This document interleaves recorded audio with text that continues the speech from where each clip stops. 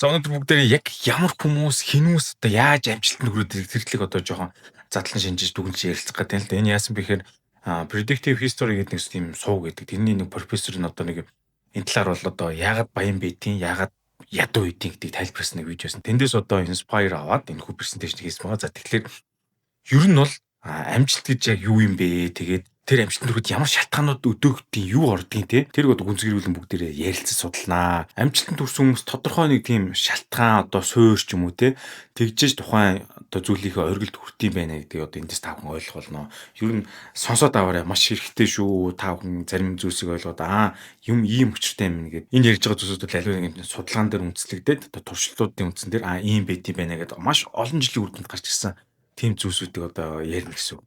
За ингээд бүх юм одоо суурьас нь эхлэх хэрэгтэй. Тэгэхээр эхний ярих гэж байгаа энэ зүйл бол одоо маршмеллоу сорилт гэж байгаа тест ч юм уу те. Энэ юу гэж нэхэр одоо Колумбик сургуулийн тийм сэтгэл судлаач Walter Mischel гэдэг хүн тийм маш алдартай тийм туршилтыг хийсэн. Тэгээ үүнийг одоо маршмеллоу одоо сорилт гэж нэрлсэн байгаа. Тест гэж болно.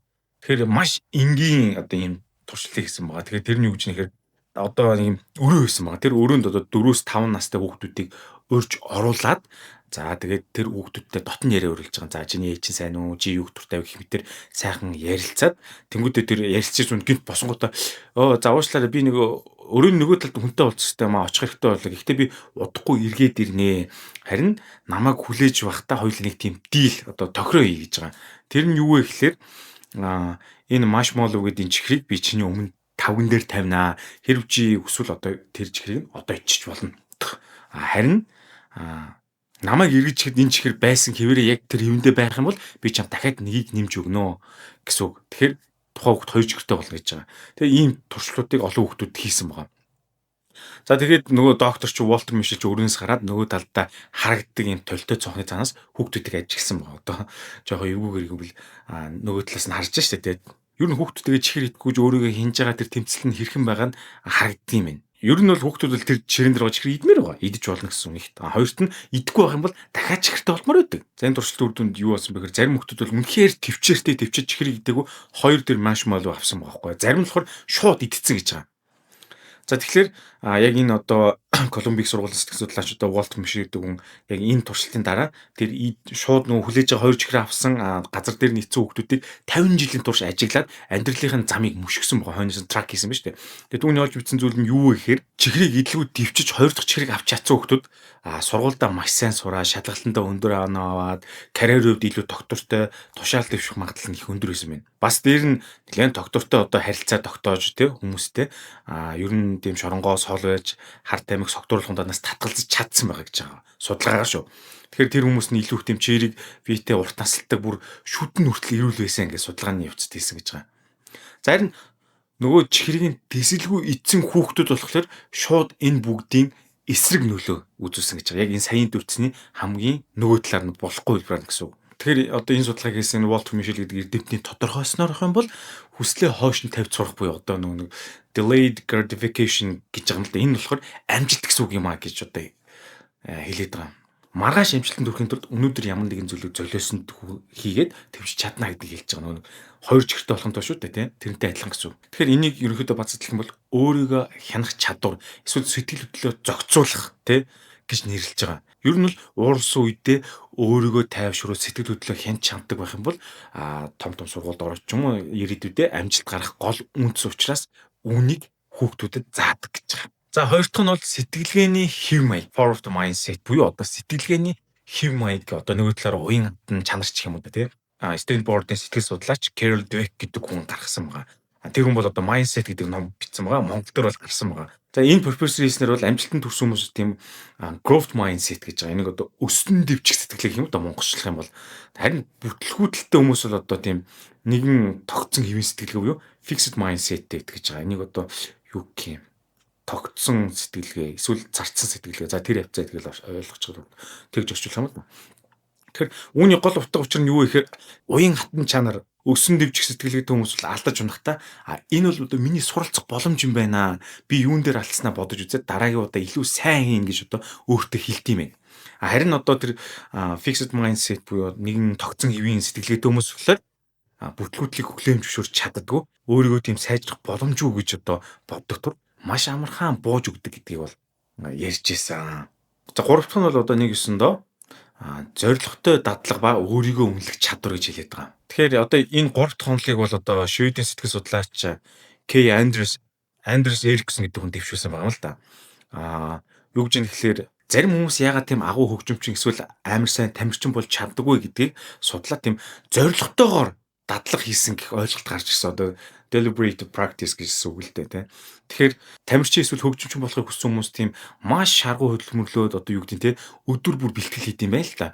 Гэхдээ амжилтанд хүрсэн хүмүүс болохоор тийм стратегийн дагуу гэх юм уу да, дадлага хийдэг юм байна. Ер нь шаргуу хүмүүс бол зүгээр л одоо тасралтгүй удаан ажилладаг бол стратегтэй хүмүүс болохоор төлөвлөгөөтэй байдаг. Төлөвлөгөө нь юу гэхээр нэгт нь одоо юу гэдэг нь, тэ, миний зорилго юу юм бэ? Тэг би үүндээ яаж хүрэх юм бэ?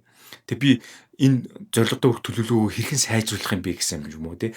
Ийм дараалал явдаг. Тэгээд сүүлд нь энийгээ бас давтдаг. Өөрсдөө хийж байгаа үйлдэл одоо дүн шинжилгээ хийгээ, сул талдаа олж мэдээ, түүнийгээ яаж засах төлөвлөлт юм байна. Хэрэг төлөвлөгөө нь үр дүнгээ өгөх юм бол тэрийгээ цааш нь үргэлжлүүлдэг. Харин болохгүй байх юм бол шууд өөрчлөөд дараагийн төлөвлөгөөг гаргадаг байна. Тэгээд үүнийг болохоор одоо өөрийнхөө суралцах арга барилыг үргэлж эргэлзүүлэн бодож сайжруулах юм да.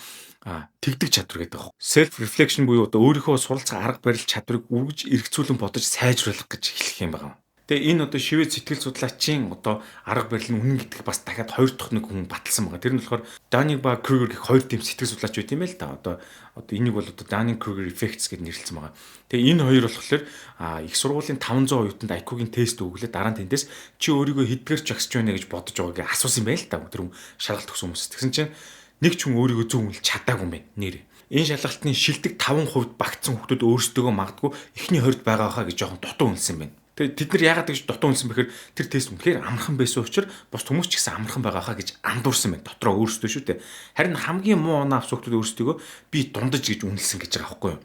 Тэр өөрөөр хэлбэл хамгийн муу 5% нь өөрсдөө дунджаас дээгүр гэж итгэж байсан. Муугаагаар хэлэх юм бол одоо тэдний хэлснээр бол тэнэг хүмүүс өөрсдөө тэнэг гэдгийг мэдэх чадвар дутагдгаа гэсэн нэг тиймэрхүү гаргалгаар гаргаад байгаа байхгүй юу? Энэ онолыг ингэж гаргаж ирсэн байгаа ийм хиллэг гэсэн үг шүү дээ. Тэгэхээр дэлхий дээр эрх мэдэлтэй хүмүүс заримдаа тэнэг байдаг ч гэсэн өөртөө маш итгэлтэй учраас тэнэг зүйл хийсээр байдаг л гэсэн санааг хэлээд байлаа. За дараагийн дөрөвдүгээр хэсэг бол why school isn't enough буюу одоо юу гэдэг нь, те, сургууль одоо яагаад хангалтгүй заагаад байгаа юм үр дүнгүй байдгүй гэсэн ийм ойлголт байгаа юм л та. Тэгэхээр түрүүний хэлсэн хүүхдүүд өөрийгөө хянах, уян хатан байх, өөрийгөө үнэлэх хэдэр нь хүүхдүүд заасан ч гэсэн энэ дэвш тийм хурдан үр дүн болоод хэрэгждэг юм байна.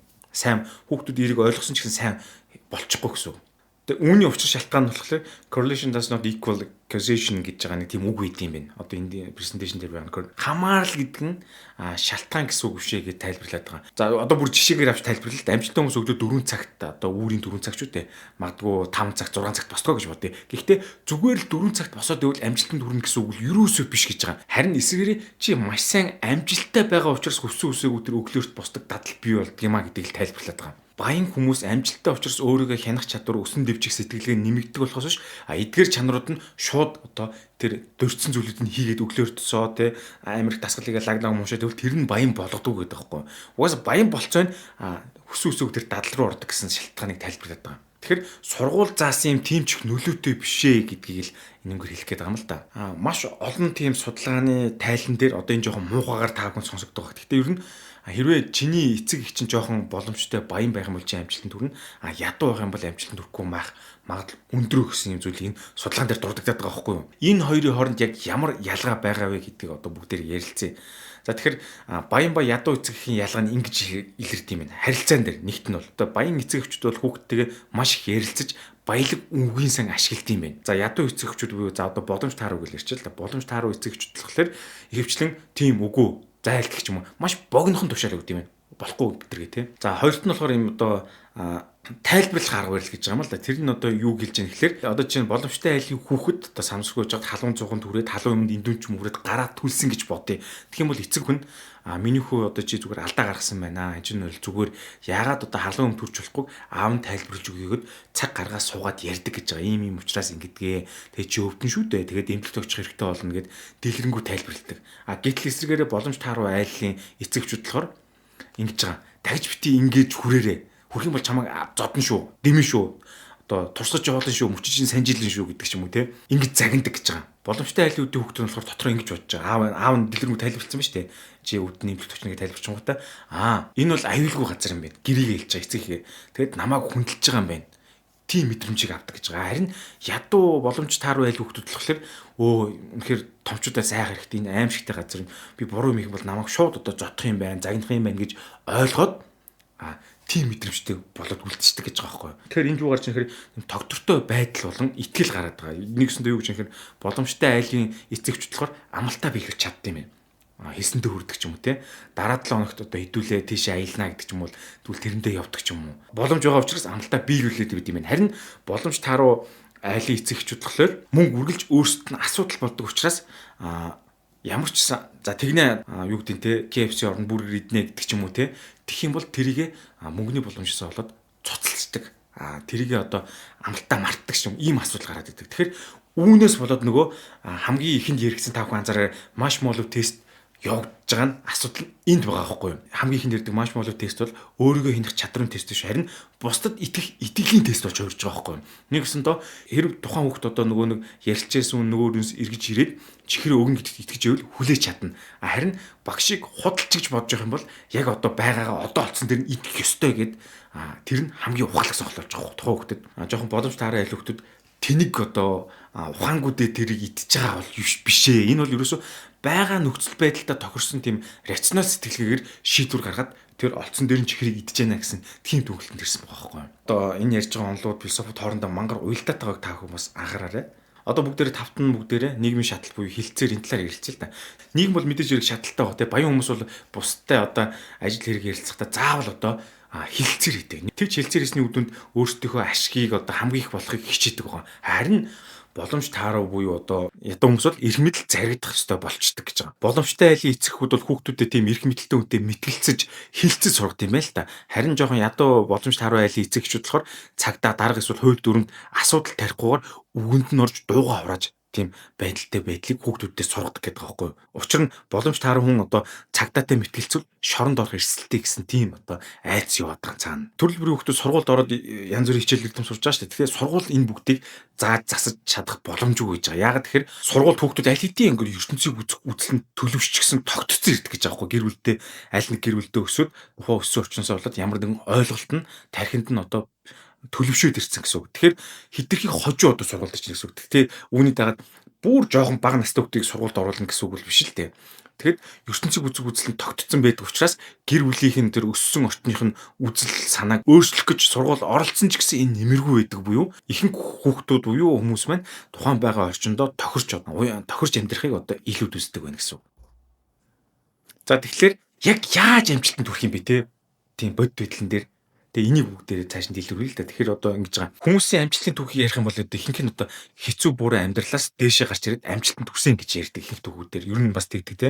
Ингээд зарим одоо Азууд бол одоо Америк, Европ руу цагаачлаад тэнд очиод одоо сайн сургуульд ороод сайн тэтгэлэг аваад амжилтанд хүрсэн гэсэн тийм түүх зөндөө байдаг шүү дээ. Тэгээд тэдний эцэгчүүд нь бол айгүй хар бур ажил хийгээд хүүхдүүдээ сурахын төлөө зөндөө явсан ингээд ер нь тэгж яригддаг. Амжилтанд хүрэхин тулд хид хідэн юм арга замууд байдаг гэж байгаа. За тэр нь юу гэхээр нийгэм орхих гэж байгаа. Нийгмийн орхих гэдэг нь нэгсэндээ цагаачлаад тухайн ядуу орчноо орхиод өөр газар очих гэж байгаа. Эрсдлүүлээ гэж хамаагүй. За дараагийнх нь болохоор дайн ба хувьсгал гэж байгаа. За юу гэж юм нэхэр түүгэнт нийгмийн байр суурийг өөрчлөх хамгийн том боломж нь дайн байсан гэж байгаа. Дээр үеийн хуучин түүхэр шүү дээ. Тэгэхээр дайн тулалцаанд ороод хувьсгалд оролцож тэрхүү магнад нь явсан хүмүүс одоо сайн тулдах юм бол одоо тушаал дэвшээд байр суурийг бэхжүүлэх болж байгаа гэж байгаа. Тэгэхээр дээр үеийн цаг үед л ихэнхдээ үхэх магадлал маш их дамг байсан гэж байгаа.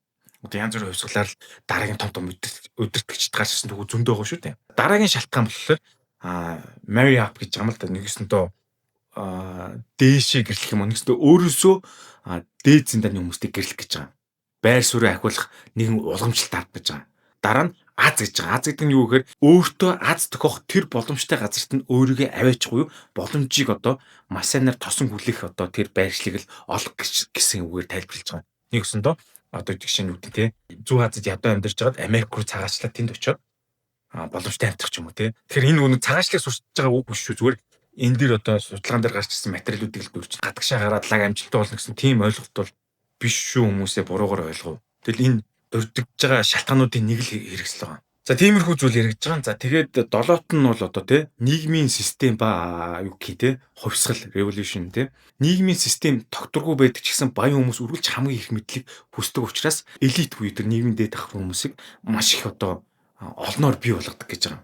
За энийг дахиад цааш дэлгүүрлэн хэлбэрлэх юм бол юу гэж нэхэр одоо тэр юмны орой дөрүүдээ элит гэх юм уу одоо юу гэх юм те дээр сууж байгаа хүмүүс одоо олигарх ч юм уу тэр хүмүүс дээр байж байгаа тэр одоо нийгмийн байр суурь ч юм уу тэр одоо байр эзлэх давхарх суудлууд нь их мэдлэг багасаа цөөхөн болчих гэж бод. Тэгэх юм бол өрсөлдөөн гэсгээр нөгөө нэг баян хүмүүс чинь шууд ядуу хүмүүстэй нэгдээд одоо байгаа эрх хөрөгчдийн эсрэг хувьсгал гаргадаг гэж байгаа. Энэ бол олон зуун жил явсан юм тогтолцоо шүү. Game theory гэсэн. Тухайн тэр цөөхөн судал дээр сууж байгаа эрх баригчдын эсрэг хувьсгал хийгээд, жагсаал хийгээд тэднийг буулгаж авдаг. Одоо юу гэдэг өмнөний тод жишээг л нэг хятадын элитүүд байл л да. Мао Цзэдун, Жоу Энлай гэдэг эдгээр хүмүүс ч юм бол ядуу байгаа гэж байгаа байхгүй. Зүгээр л дундаж амьдралтай бас тийм элитүүдийнхээ дунд байсан хүмүүс гэж байгаа байхгүй. Тэнгүүтээ дуруу нүрэнгүүтээ нийт мастера нийлээд хувьсгал гаргаад тэгэд өөртөө юмнийхөө толгойд байсан хүмүүс нь унгаад өөртөө суусан гэсэн. Ер нь хувьсгал гарахад гурван гол шалтгаан байдаг гэж байгаа. За тэгэхээр нэгт нь бол өр ядуу хүмүүс одоо өргөнд баригдаад боол болдог ч юм уу те зарцлагдаад ирэхээрээ хувьсгал босрохны шалтгаан үүсдэг юм байна. Дараа нь газаргүй болох буюу одоо дээврийн түгээл бүгдээр ярьж байна л та. Идэх хоолгүй нэг газар тариалангаа газаргүй болохоор босдго юм байна. Одоо хятад ч юм өөр ямар улсуудын тийм жишгээр. За Монголд бол одоо юу гэх юм те малаа авраалаад малгүй болоод малаа бичих газаргүй болж гэдэг юм. Жишээ болгож ярьж байгаа шүү. Яг тийм биш. Яг тийм гэсэн үг шүү. За 3 дахь чинь за нэгт нь бол үргэсэн, хоёрт нь бол газар одоо боломжгүй болох, гуравт нь итгэл алтрах гэж байгаа. Хүмүүст амьдрах ямар ч итгэлгүй болт гэж байгаа. Одоо төр засаг нь ингээл тэгэхээр бид нар ямар ч цаашаа явах итгэл байхгүй нэг. Эндээс үүсээд хувьсгал одоо бадамлан асаа цэцгэлдэг гэх юм уу ийм зүйл болдог гэдэг байгаа байхгүй юу. Сайн ярьсан 3 шалтгаан давхцсан энэ үед нь хаа нэгтээс нэгэнтэй одоо лидер гэх юм уу чанга гартай гэж хүмүүс ярьдаг. Удирдахч үнийг нөхөр гарч ирэнгүүтээ за ингээд та нар намайг дагах юм бол би одоо өөрийн чинь тэглэн идэх хоолойч нүгий газар болгоё, итгэлтэй болгоё те гэж хэлдэг. Тэгэхээр хүмүүс одоо масс тэрийг дагаад ингээд хувьсгал босгод юм байна. Хувьсгал үүсэтэй үүмээ сан үүсдэг ч гэсэн юм. Тэгэхээр энэ бол хүн төрөлхтний түүхэнд давтагцаар ирсэн тоглоомын онол байгаа. Game theory. Эднийг бацаад эцнэх юм бол нийгэмд оршиж байгаа тэр нийгмийн шилжилт хөдөлгөөн нэгснээр хөдөлмөрчүүнд дээшээ гарах боломж нь нээлттэй байх үед хүмүүс айгүй тухайн үеийн нийгэм нь маш тогтвортой, жаргалтай байдаг гэсэн үг. Одоо шударгаар хөдөлмөрсөн амжилттайгаар хөдөлмөрлөөд ямар нэгэн ахуул авилгал өгөхгүйгээр дээшээ гараад боломжтой болох юм бол тэр нийгэм хамгийн тогтвортой нийгэм гэж байгаа. Хүмүүс нь одоо жаргалтай байдаг. Дундаж иргэд маш олонх гэж ярьдаг шүү дээ энийг. За харин эрх мэдэлтэй хүмүүс зөвхөн өөрийн хүүхдүүдэд дээшээ гаргаад тоглоомын дүрмийг өөртөө ашигтайгаар илэрхийлээд юудгүй янз бүрийн зээ сангуудыг өөртөө ашигтайгаар зөвхөн өөртөө хүмүүс аваад өөртөө хамаарлах хүмүүс гараад байх юм бол тоглоомын дүрмийг зөвхөн өөртөө ашигтайгаар эргүүлээд шүү дээ. Өөртөө ашиглаад засч янзлаад байх юм бол хуйлаа янзлаад байх юм бол гэх юм уу да. Тэгэх юм бол тухайн систем нь урт хугацаанд нурж ямар нэгэн хувьсгал гарч ирээд тэгээд game research буюу дахиад тоглоом шинээр эхлэх гэсэн. Тоглоом шинэ дүрм шинээр бичигдэх гэсэн. Өмнөх системд байхгүй болоод дараагийн систем гарч ирж штэ. Тэгэд хүн төрөлхтний үүсэн нийгмийн туршид энэ ингээл давтагцаар л явсаар л гэсэн. Яагаад зарим хүмүүс амжилтанд хүрдیں۔ Яагаад зарим хүмүүс ядуу байгаад тий. Тэгээд ямар үед одоо хувьсгал гардیں۔ Дараагийн одоо байрын солигдож нийгэм дахиад research хийгдэж тий. Нойллоо дахиад эхэлдэг гэдгийг одоо тайлбарлахыг хичээлээ. Тэгэхээр ер нь амжилтанд хүрдэг хүмүүсийн ихэнх нь эцэг эхтэн заримдаа боломжтой байх магадлал өндөртэй байх юм байна. Ядуу ч гэсэн боломжтойд хүрсэн хүмүүс бол тодорхой шалтгааны улмаас тийм одоо түрүү дээр дүрсэн шалтгаанууд байгаа шүү дээ. Тэр шалтгааны улмаас одоо боломжинд хүрдгээ гэсэн ийм зүйлсийг тайлбарлаж ярьлаа. За тэгээд хэрвээ миний ярьж байгаа зүйл танд одоо нийцгүй байж болно та бас таны дуруу хүргэсэн байж болно. Тань таалагдах гэж ямар ч сан комент сэтгэлдээ үлдээгээрэй. Та өөр юу гэж бодож байгаа юм те? Гэх байдлаар үлдээгээрэй. Тэгээд манай сувыг бас Эрдэнэтр гэсэн сувыг сабскрайб дараарай. Бас өөр сэдвүүдийг энгийнээр тайлбарлахыг оролдоноо. PowerPoint буюу танилцуулж байгаа презентацийн минь ягаад англи дээр юм гэхээр энийг нөгөө нэг үргэлжлэн өрхөөр аягүй цаг аваад тэгэхээр хиймэл оюуханаар ингэж өрүүлж ирэхээр энэ голцоо англи дээр өгчөөс ингэ гарч байгаа. Гэтэ би нөгөө судалсан зүйлээ санаж байгаа учраас нөгөө bullet point буюу текст хараа санаад тэрийг ингэ тайлбарлаж ярьж байгаа шүү. Нэг иймэрхүү л үстэй. За ингэ дараагийн видеогоор уулзтлаа. Түрүүлж гараа. Баяртай.